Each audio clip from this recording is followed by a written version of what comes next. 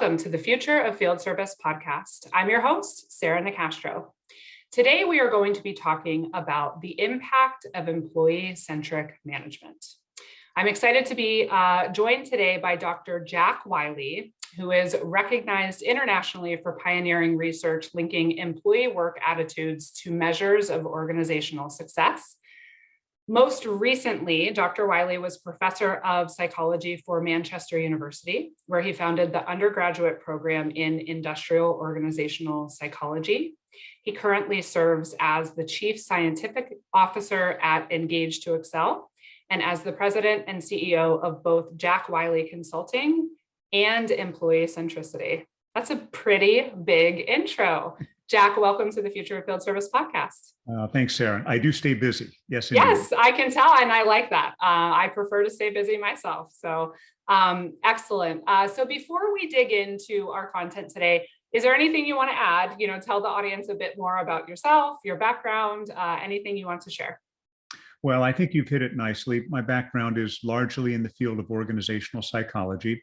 I've worked both as an internal consultant to organizations and also spent most of my career as an external consultant. I've had the privilege of working in a variety of different countries. I've worked with leadership teams in 25 countries around the world. So my research and my perspective really attempts to bring in a bit more of an international flavor, if you will. Okay, great. Well, we're excited to have you here. So I love the idea of this topic. So the content that Jack is going to share with us here today is related to a new book that he has out called The Employee-Centric Manager. And he's going to give us a sneak peek into some of the content of that book today and have a discussion about that topic. I like it already, Jack, because we talk a lot here on this podcast about how employee engagement and employee satisfaction relates so significantly and directly to customer experience and customer satisfaction. And we always caution folks not to focus so narrowly on the customer experience that they forget to consider the employee experience. So excited to hear what you have to say today. So before we talk about some of the points and advice that you provide in the book, let's first touch on, some of the dynamics that are contributing to the need for managers to become more employee-centric than perhaps they have been historically. Right. Well, I think we're all aware of the fact that over the last 18 months, the workplace dynamic has changed and probably changed in some ways that will be more or less forever going forward. I think some of these changes are simply going to be changes that we're going to be dealing with in our careers as we move forward. And so that represents an unprecedented challenge for managers.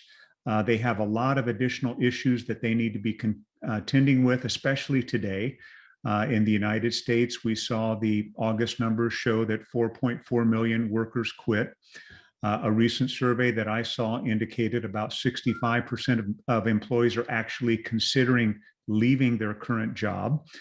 Regardless of where you might be on the issue of vaccine mandates, we have 2 to 8% of workers who fall under the mandate who indicate that they're not interested or certainly not willing, at least at this point, to take the vaccine. So all of this creates some tremendous challenges for managers because they're the ones at the end of the day who have to deliver the goods and services that the organization is committed to.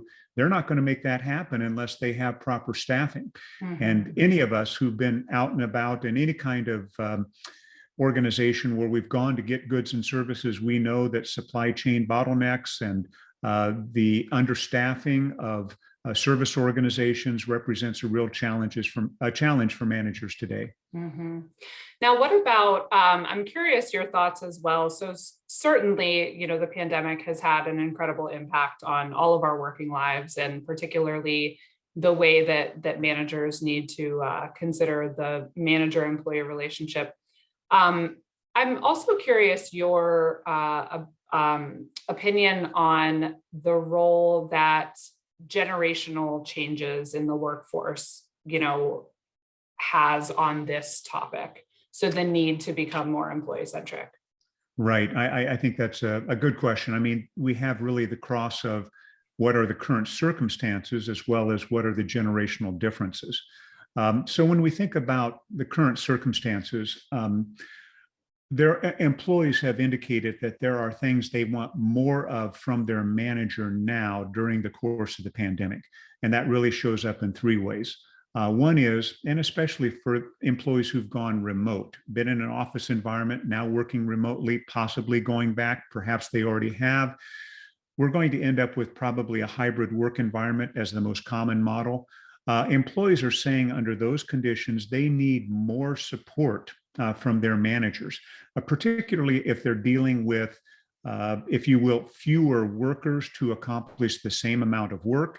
If they're working at home and under certain circumstances, they may have childcare situations that weren't like they were before. That places greater demand on them, maybe the schooling of their children. So they want more support from their managers in terms of just managing the workload.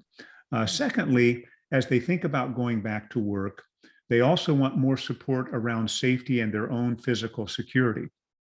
Safety, of course, in relation to the pandemic, they want to make sure that the protocols are in place, that the value system really enforces safety in terms of their physical well-being. But the third thing is really flexibility. They want more flexibility in how they go about their work. So they're looking for their managers to provide them with more autonomy. Help me understand what the work is you want accomplished, but give me more room to decide how I'm going to go about doing that myself.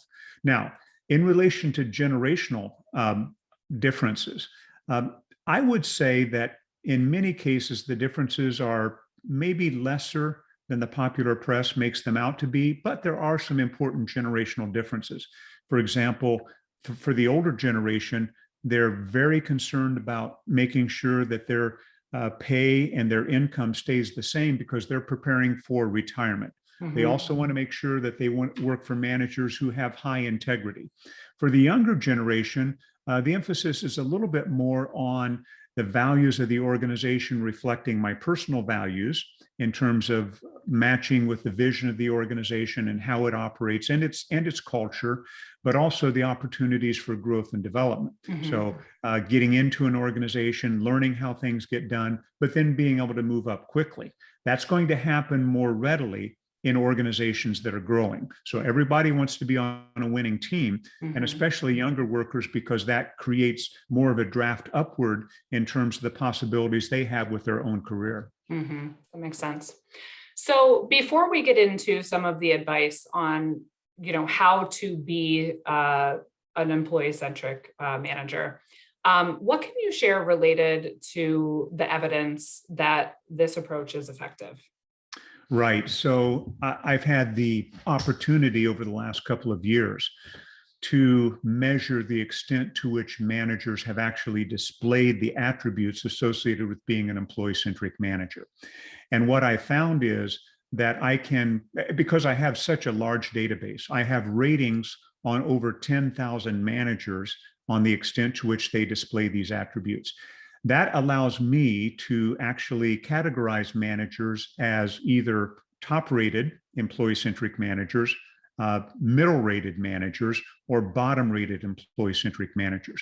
Then I've looked at the impact that has on the experience of employees, and especially looking at employee engagement index scores, interpersonal team chemistry scores, and then very importantly, team performance scores.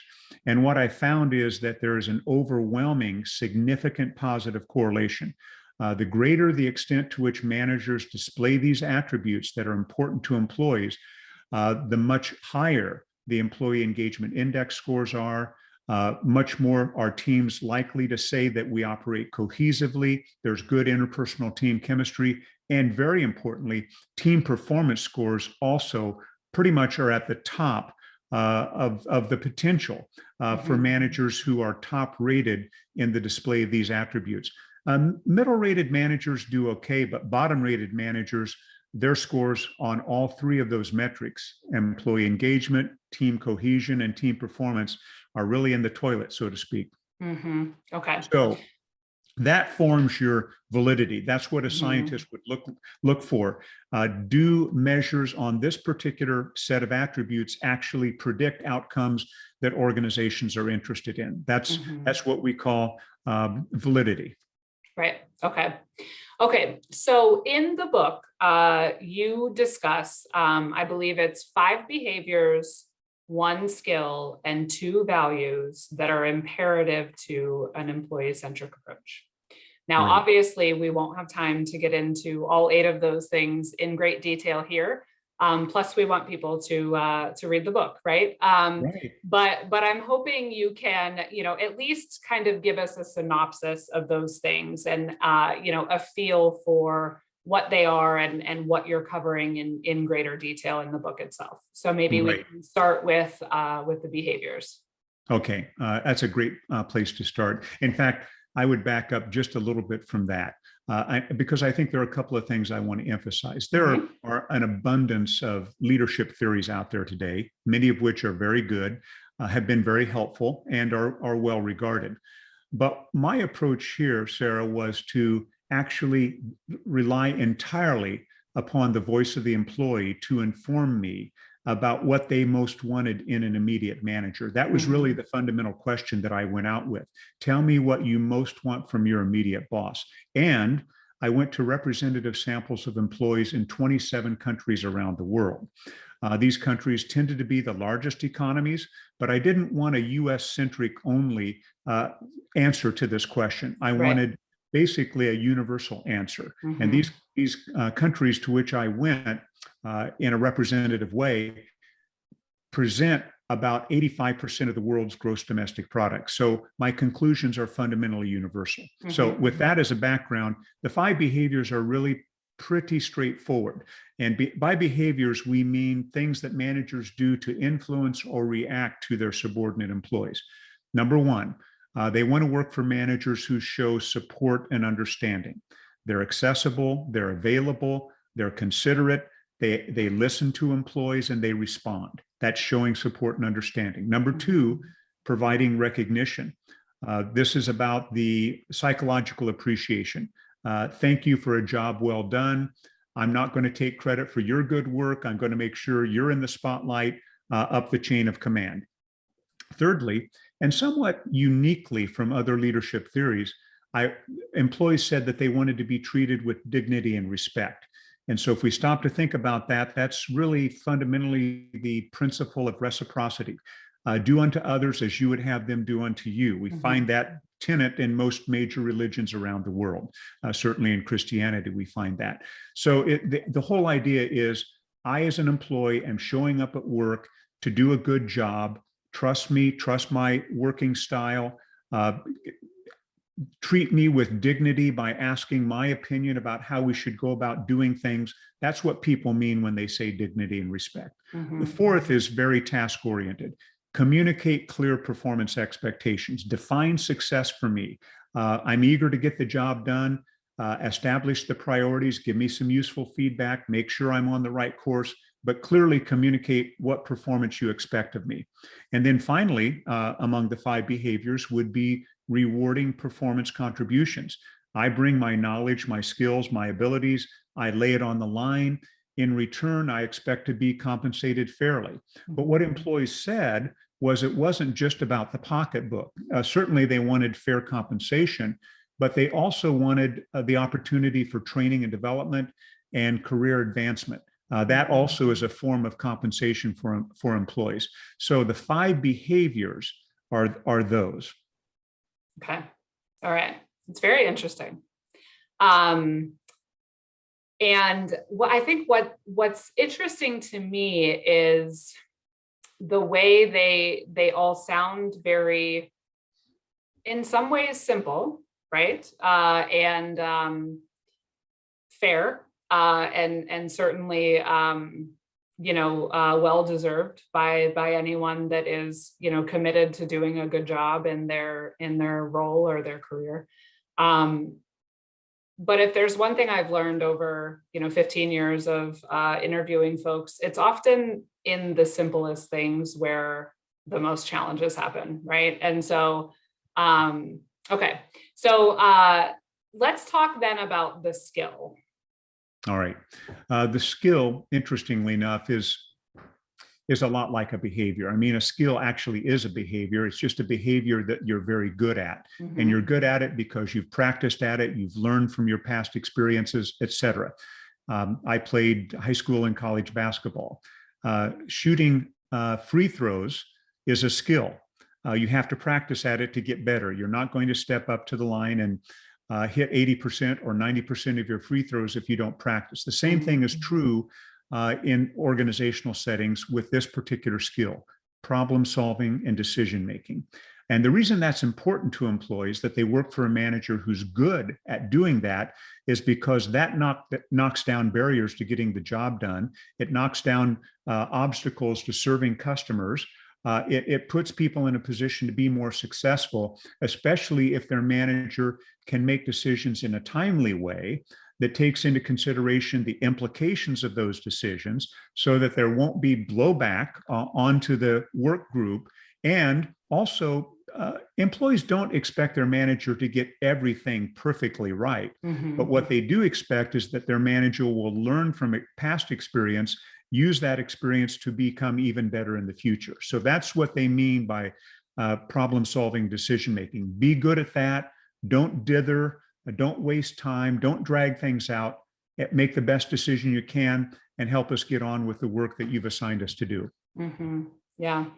Okay. And what about the values? Yeah, the two values are interesting because when it's all said and done, what I found was that 1/5 of the world's workforce identified one of these two values as what they most wanted. And by values, I'm talking about personal standards of conduct. What are the personal standards of behavior that the manager brings to the workplace and is known for? And what employees said was, number one, we want our manager to be fair and just. So they're going to make equitable decisions. They're going to be objective. They're not going to play favorites. They're going to do what they're going to honor employees with fairness and justice in decision making. Mm-hmm. The second is similar, but still different. It's being honest and trustworthy. So this is about the issue of walking the talk, doing what you say you're going to do, show up and operate in an ethical way, be transparent. Don't say one thing to one group and another thing that's different to another group. Be honest under all conditions. As I said, 1 out of 5 employees worldwide identified one of those two values as what was most important for them. That tells me that there's a deficit in how these values show up mm-hmm. in the workforce around the world today. Yeah. Okay. All right. So here's a couple questions for you. Sure. The first is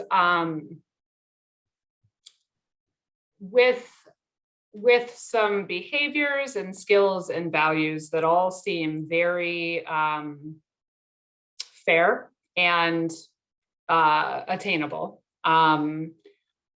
Where do you think the struggle comes in? Right. For those that are not in that top tier? Yeah, I think there are probably 2 or 3 sources of the struggle. And that's a great question. I think part of the struggle is in awareness. Interestingly enough, now this is US specific data, but about a year ago, I asked 1,000 managers in the United States. And by the way, there are 24 million managers in the United States who have people management responsibilities. So we're talking about a very large population.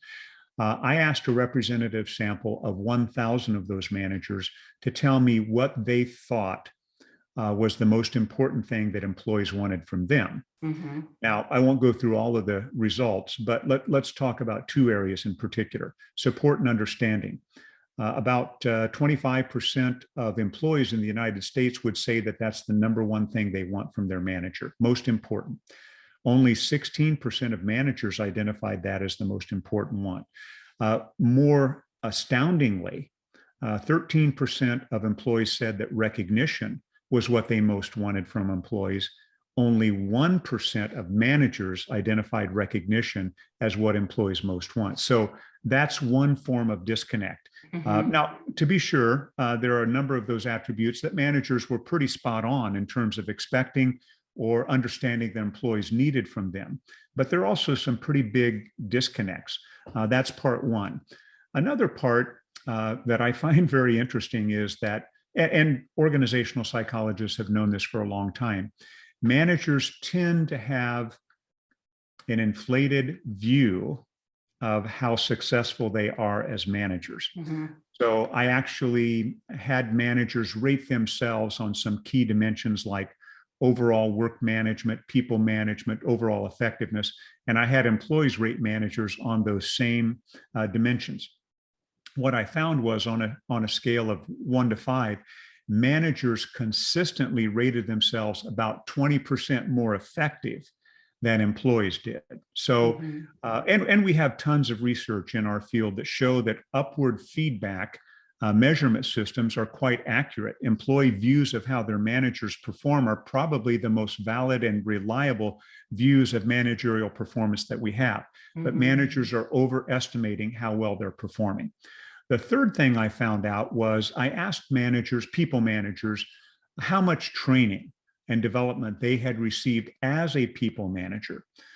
This also is somewhat astounding, but what I found was over 70% of managers in the United States, and I'm talking about all industries, all different levels of management, smaller organizations, larger organizations, over 70% of managers had either had no training in people management or the training they had received was limited to no more than 4 hours. And so when we consider the centrality of people management responsibilities in the context of the overall role of the manager, and over 70% have had no more than 4 hours at best, also I think is part of the problem, because we know that through awareness and through skill development and through reinforcement, managers can show up in the ways that employees most want them to show up. But if they're not aware of it, if they've got a misunderstanding of what's important, if they've got an inflated view of their own success, then I think these are all answers to the question you posed. So I guess I do agree with you that, if those things are addressed, those scores should raise, and we should see more managers in that top tier. What concerns me is the people at the very bottom, right? And some of the reasons that could be, right? So it could be the inflated view of their own methods and their success. It could be just a lack of training or skill. But I think sometimes people end up in those positions that truly shouldn't be, and either cannot or would not raise to the level that businesses would like them to, or employees need them to. Do you agree with that, or do you think that everyone, even at the bottom tier, has what it takes to be able to adopt these different behaviors, skill, and values and perform the way that you're prescribing in the book? Yeah, I think that's another great question.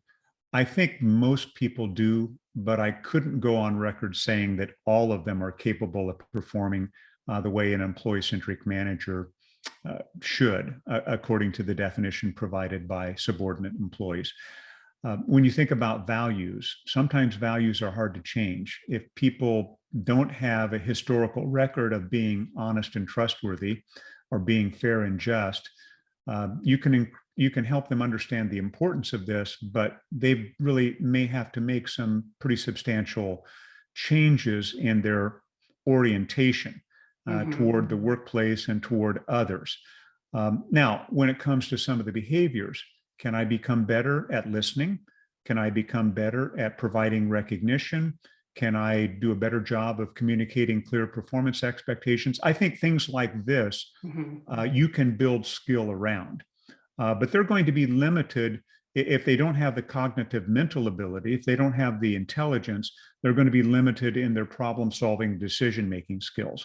So I think underneath your question is also the notion that we can do pre-hire assessments of managers who are, or of candidates for managerial positions, to see whether or not they have the right personality attributes, whether they have the right amount of intelligence, if they have the experience, the past experience that would allow them to be successful.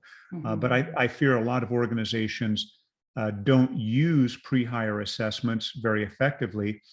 They don't use the kind of behavioral-based interviewing that we would recommend for how you determine whether or not someone is really qualified to move into first-level supervision, let alone higher levels of managerial responsibility. Mm-hmm. Yeah. I also think there's an issue of it's one thing to tackle this from a new hire perspective. It's another thing to tackle it if you're looking at all of the incumbent talent and where they rank and what the deficiencies are and what needs to be done to address it.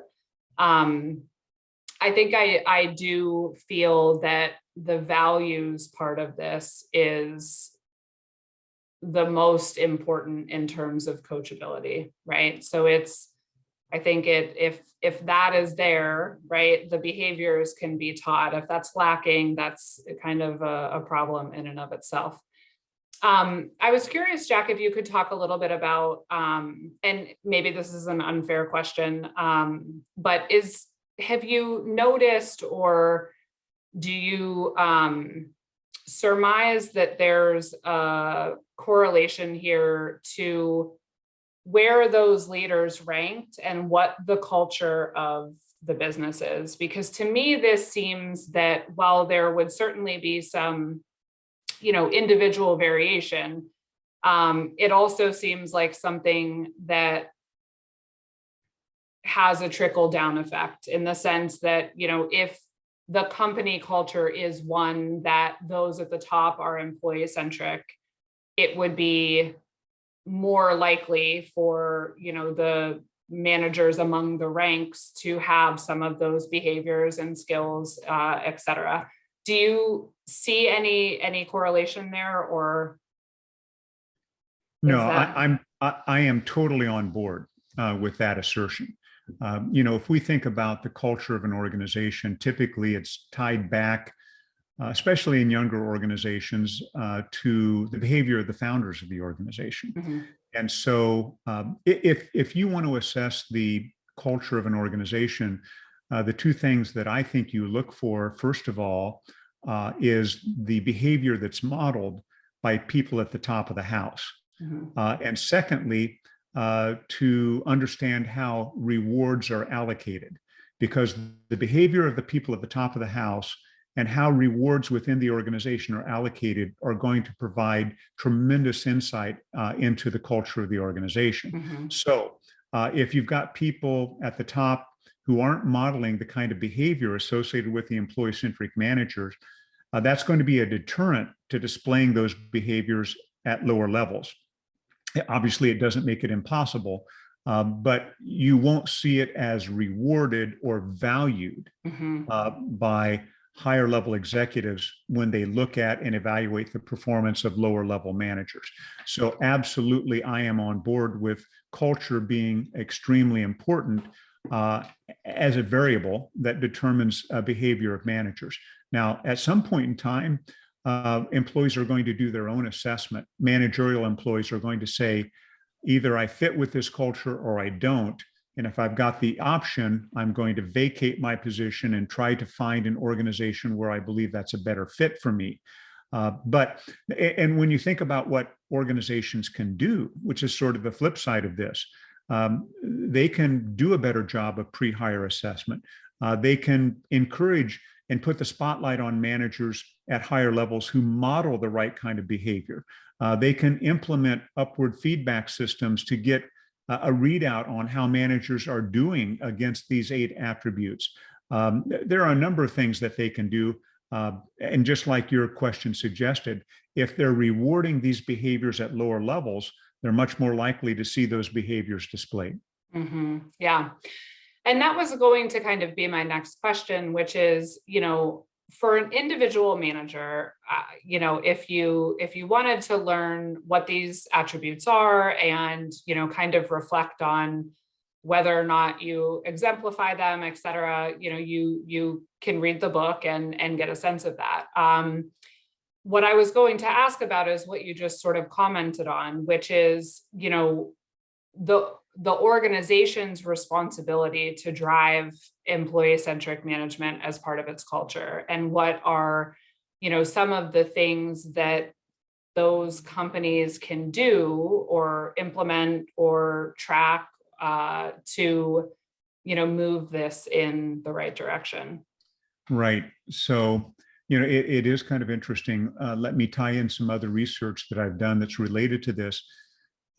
When we think about a manager's performance, and if you're a superior to a particular manager and you're responsible for managing their performance and evaluating that performance, what are the variables that you consider?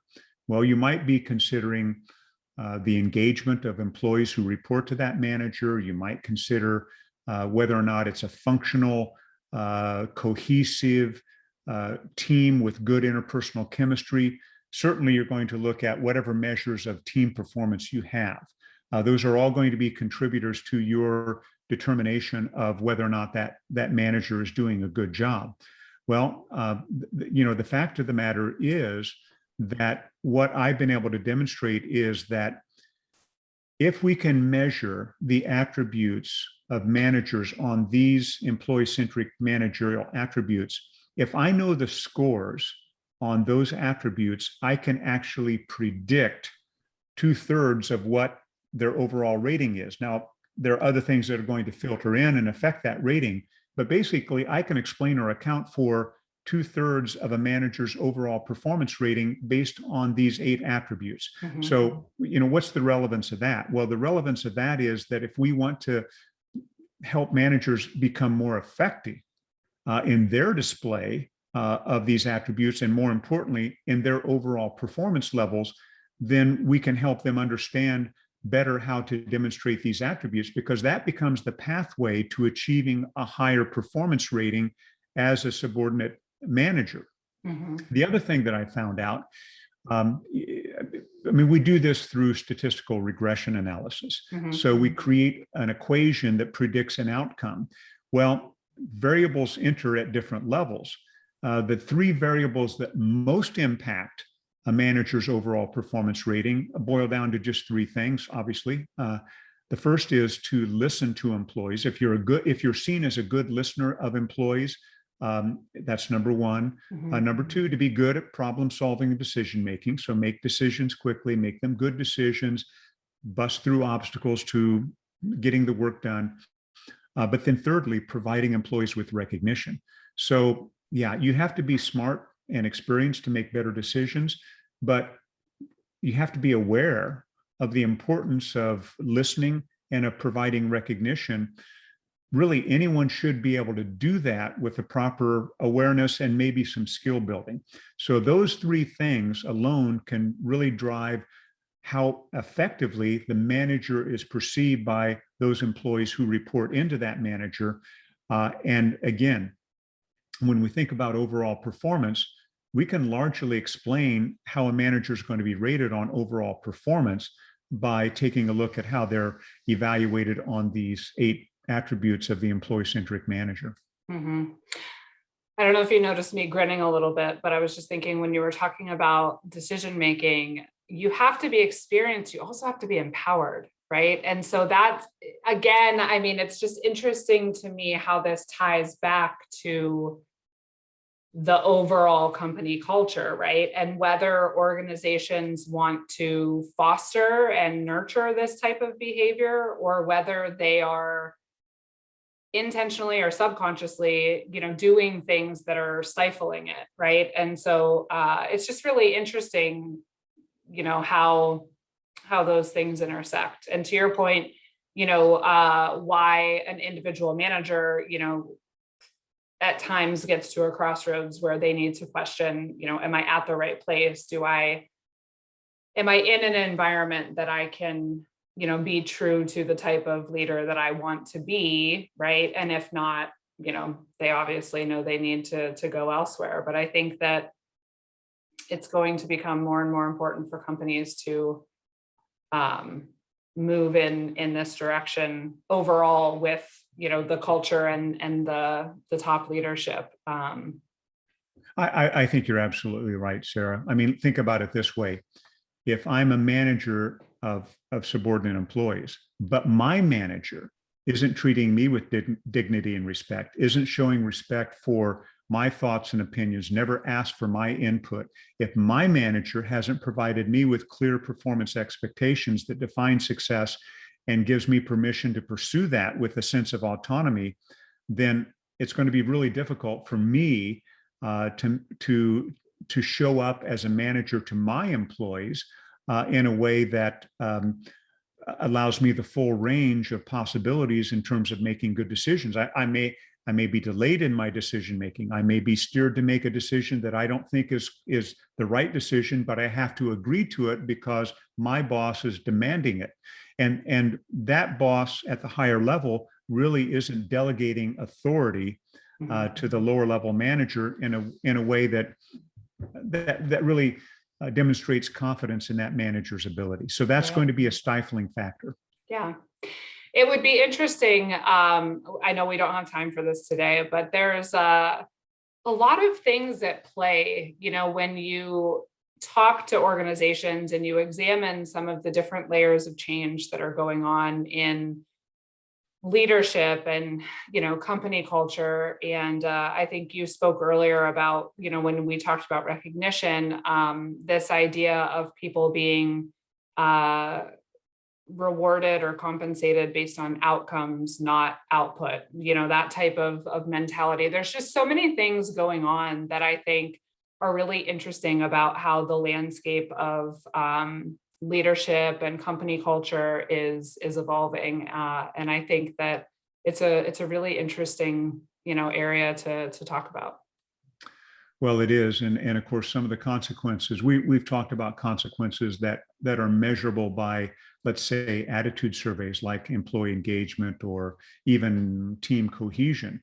But then there are some hard measures too, that gets back to quit rates and absenteeism and other forms of acting out. If employees see that this really isn't a good fit, managers aren't showing up the way they should, they're not being sensitive, they're placing more demands with fewer resources. All of this creates a sense of stress. I mean, that is the definition of stress. When the demands placed on me are outstrip the resources available to me to accomplish what it is I'm asked to do, I'm going to consider myself to be stressed. And over time, that's ultimately what leads to burnout.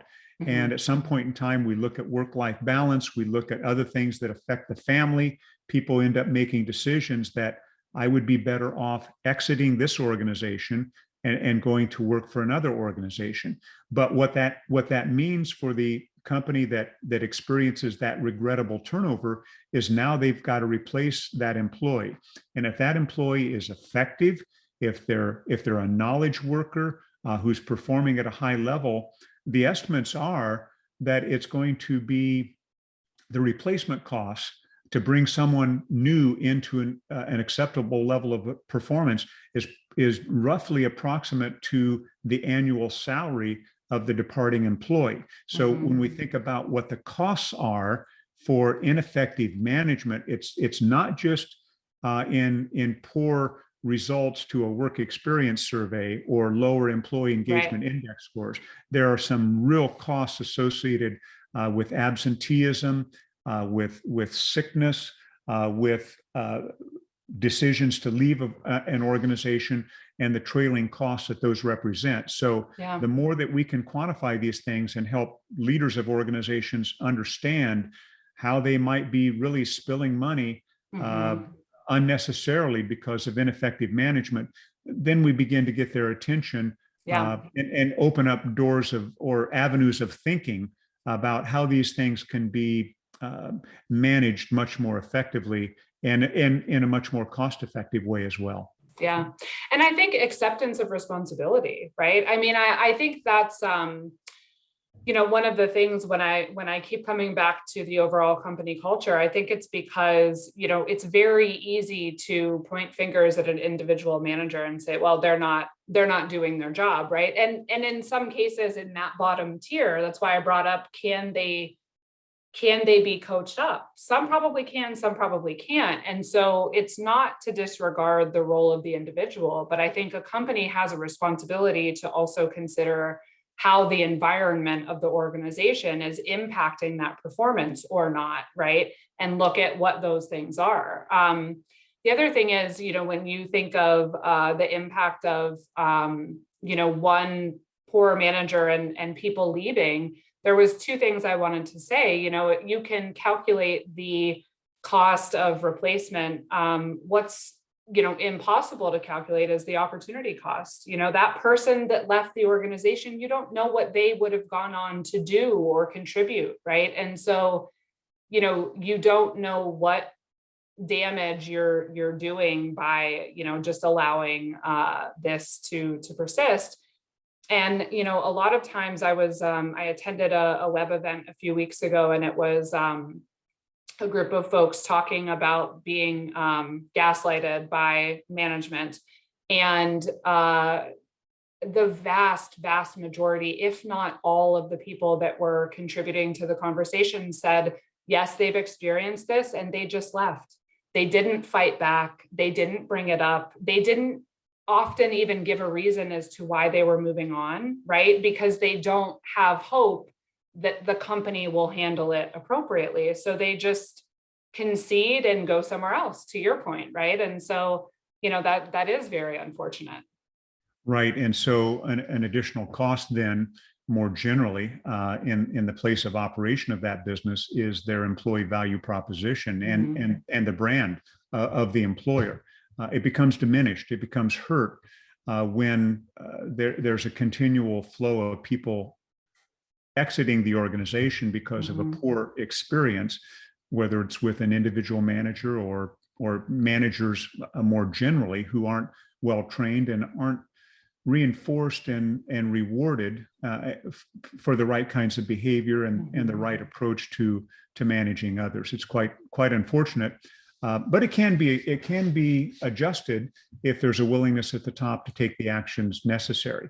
Now, to your point, if you think about this, if an organization were to engage in assessing their managers up and down, the totality of that would really provide them with a training needs analysis of what we need to do differently within this organization to reflect the attributes of the employee-centric manager, which, going back to a point you made earlier, we know the validity of the model because of what it predicts in terms of outcomes. So this is a pathway to greater success, but sometimes that pathway starts with creating an understanding of where you are right now, so that you can figure out what it is the actions are that you need to take in order to get better. But again, that presumes a certain level of enlightenment and belief in employees and value in employees, so that you're creating the right kind of circumstance for them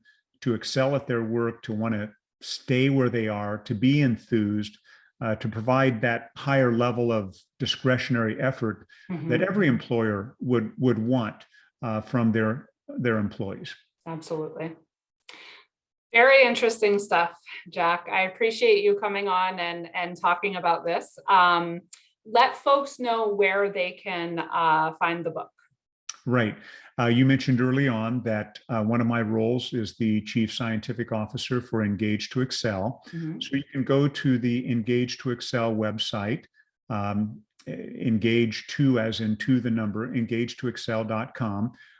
There are a number of resources there that you can access, but certainly you can gain access to ordering my book. The other way in which you can do that right now is to go to my website, www.employeecentricity.com, and that will show you how you can order the book. Now, in the near future, possibly by the time this is published, we'll be up and running on Amazon as well. And most of us know how that works, but look for the Employee-Centric Manager. Okay, excellent. I'll make sure the links are in the show notes, and really appreciate you coming and spending some time with me today. Thanks for the invitation, and thanks for the great questions. Really appreciate it. Absolutely. You can find more by visiting us at futureoffieldservice.com. You can also find us on LinkedIn as well as Twitter at the Future of FS. The Future of Field Service podcast is published in partnership with IFS. You can learn more at ifs.com. As always, thank you for listening.